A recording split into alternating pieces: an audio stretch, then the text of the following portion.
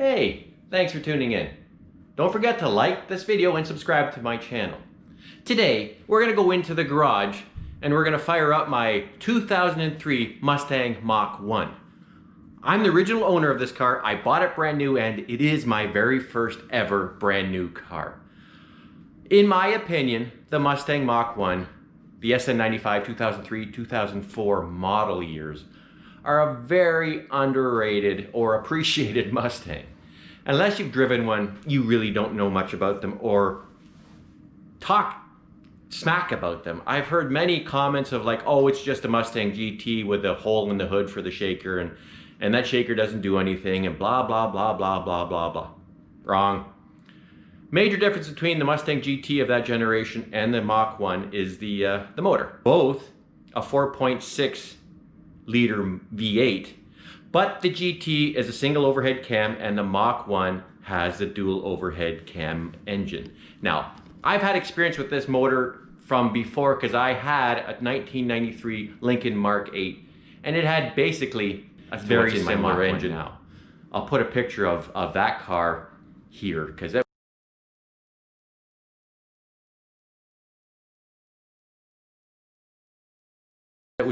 it was an amazing car too. But anyway, back to the Mach 1. I've had this thing since new, so that's working on what, 2003, so 17 years. And when I have it over the winter, of course, because there's snow here. We get snow in Canada. I don't know if you can see it. Didn't do a very good image.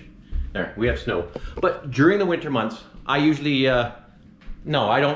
always start my cars at least once a month and let them run for an hour.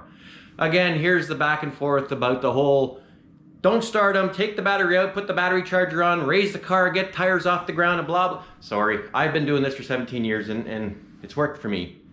I do it with my Shelby as well, but back to the Mach. Yes, I love this car. It's a great car. Oh, if you want any more information on the Mach 1 in general, go to www.mach1registry.com. Great website. I'm on there. I'll give you my user name when we go to the car because it's also the tag of my car. But yeah, great information there. Dave Wagner is the owner and manager of that website. Great people. Him and his wife, they're great people. Made a lot of friends because of this Mach 1. And I've enjoyed the years I've had it. Long story about this car. When I had my Lincoln Mark 8, I was thinking of, it was showing its years. I had it 9 years. And I took it to a rust proofing place and I don't know, they didn't rust proof it. For some reason that next year it rusted out bad. Everything started rusting on it. It was just to the point where, you know what, I took this couple body shops. The repair alone for the body work was more than the car was worth and I wasn't willing to put that money into it. So then I said, I'm gonna start finding another car. And you know, I was dating my now wife, but we were dating at the time. I was talking about maybe buying a Cavalier of that generation in the, you know, early 2000s. And she looked at me straight in the eye because I mentioned the Mach 1 about the Mach 1 who I was dating at the time. And I mentioned, okay, it's a nice car, enjoy it and like that and all that. I'd like to have one, but you know what? I need a daily driver. I won't drive a Mustang in the winter, even though I did eventually. Not this car, but another one. But no, I won't drive in the winter and such a nice rare piece that I couldn't do that to it. And so I'm gonna probably buy a Cavalier. Sue looked at me right in the eye and said, you know what? I know you. Every time you see one of those Mach 1s, it's gonna be a, oh, I wish. She goes, don't buy Cavalier. It's not for you. It's not your style. She goes, buy the Mach 1, keep the Lincoln for as long as you can, and work on it from there. You know what? Not only is she great, and she was my girlfriend at the time, and now my wife of many years, she had an insight that I don't have, and it's exactly what I did. I bought the Mach 1. And I kept the Lincoln. So at one point, my driveway had two 4.6 dual overhead cam V8s in it. One was a daily driver, the Lincoln, and one was my, oh, I liked so much and still do, my Mach 1. Thanks, Sue. What got me into the Mach 1 was, I've always wanted a classic Mustang. I've always loved them. And even my clock is one, but yeah, I've always loved them, always wanted one, and shh, don't tell anybody, but when I was in the office, I once did a search for, you know, I was thinking 69 Mach 1, because that was the year they were introduced. you know, I like the shaker hood, or I was thinking of a 68 fastback. So I did a general search. I didn't think it was pre-Google. So I did a search on, I think it was Ask Jeeves or whatever, but I did a search on, you know, classic Mustangs, and I see this banner page, the Mach 1 is back. Huh? Okay, back then I wasn't totally a Mustang gearhead, but I knew a little about them, and I was like, what the hell's that all about? So I went to the website, Mach 1 Registry, and it talks about how the Mach 1 is going to be introduced. It was in, when did I find it? 2002, I think I found that website. And I had a Lincoln Mark 8 at the time, like I said, and I took it to a Ford dealership, of course, for service and maintenance. And the next time I went in for an oil change, I asked him about, hey, do you know anything about this Mach 1 that I hear is coming out? He said, yeah, we're going to get one in the showroom. When it comes in, you can take it for a drive. I went, okay. So sure enough, a couple weeks later, whatever, they get the Azure Blue Mach 1 in 2003. And I got there after work, took it for a drive, and I fell in love.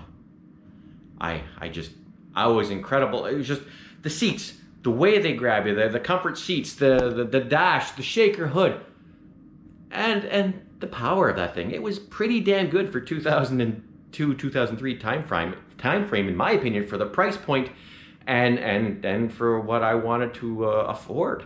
Now, it was basically the mid car between the Mustang GT and the Terminator of that time, the 2003, 2004 SVT monster, 390 horse, supercharged V8. That thing was a beast, but its price was about 10 grand more than the Mach 1. And I'd never had a supercharged car. I was a little nervous about the longevity of them, and I just said, you know, price point and ignorance is what said, I'm going to take a look at the Mach 1 a little closer. So when I test drove it, yeah, I knew I had to have one. And of course, back in 2003, the dealership said, you know, they're going to only be a 1-year run like the Bullets of 2001, the SN95 Bullet. So there's going to be a 1-year run of these cars, and here's what your options are, and this is what the colors you have. And I wasn't too fond. Okay, it's beautiful color. For all you that have them, don't say I'm just slagging you or anything. I just wasn't fond of the Azure Blue. I think I'd get tired of it after a while. And I've always been partial. Most of my Mustangs in the history of all the ones I've had have been black or gray. So I looked into it, and they have the dark shadow gray Mach 1, and you'll see it in the garage when I uncover it. But that's what I ended up going with, and I've never regretted it ever since. It came with 32 kilometers on the odometer, and it's only got about 60-something thousand kilometers now, and it's been to Las Vegas, Mustang 40th in Nashville, the Mustang 45th in, I think it's North Carolina, then the Mustang 50th in Alabama.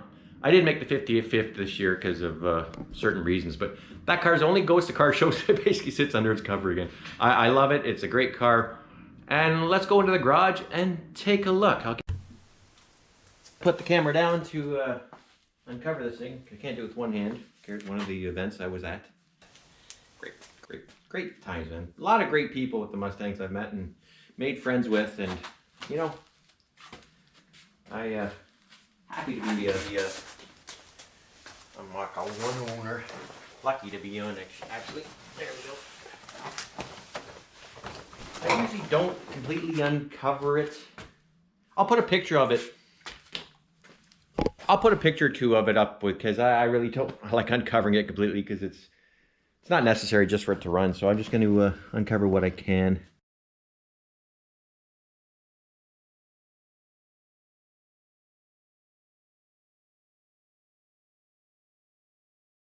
Just to get into it.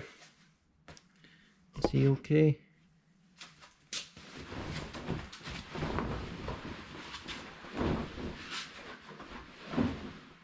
My baby. Maybe a slow start because it's been a long while since I fired this thing up because of this COVID world and everything else I've done. But quick zoom in of yay, shaker hood. It does breathe through that. It does get air through that. Anyway, if you go to the Mach 1 registry, that's me, Mach 1A on the Mach 1 registry. If you do join or do get on there, send me a message. I'll respond to you. Cool. All right, so here she is. I got big meats. I did the aftermarket wheels on this thing. They're, 17.9-inch front tires. They're 275 fronts, and I got 315s, which are 17 by 10.8 5 rear tires on this monster. I like the deep dish wheels too. They're AFS black chrome wheels. You'll see they look meaty. Yeah. And of course, Borla exhaust. I am a fan of Borla. Borla on this one as well. I'll put a list of things I've done to her over the years. No major, the engine's never been cracked. But it's a great car. Anyway, I'm gonna have to move that outside, the snowblower, because it's in my way, so we'll do that.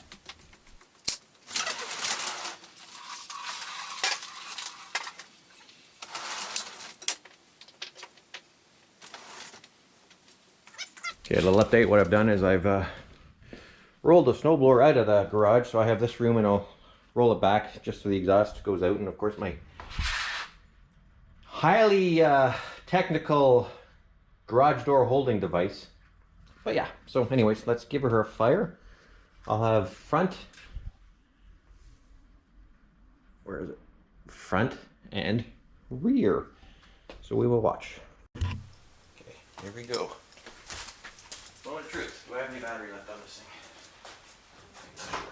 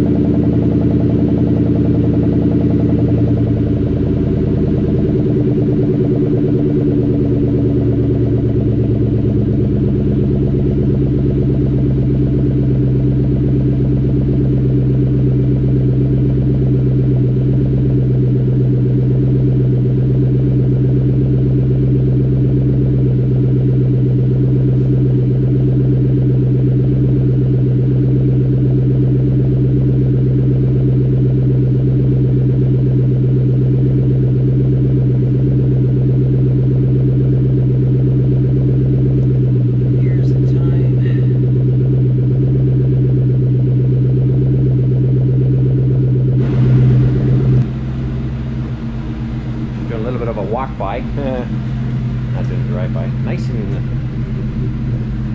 it's just ear candy, man. Those Borlas. I love the sound of my Borla exhaust. Doesn't that just sound sexy?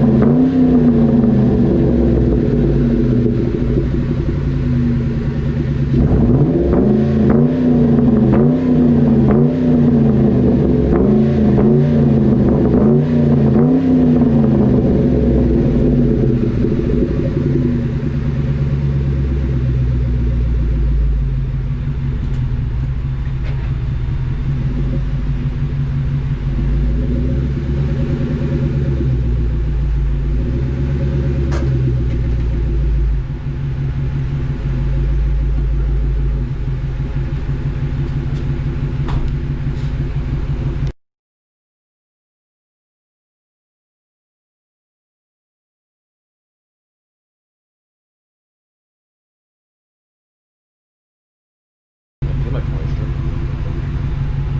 Of course, got to move forward for the snowblower.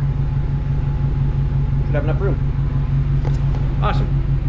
Any comments, please stick them below, and I'll look forward to your messages. Thanks. Bye.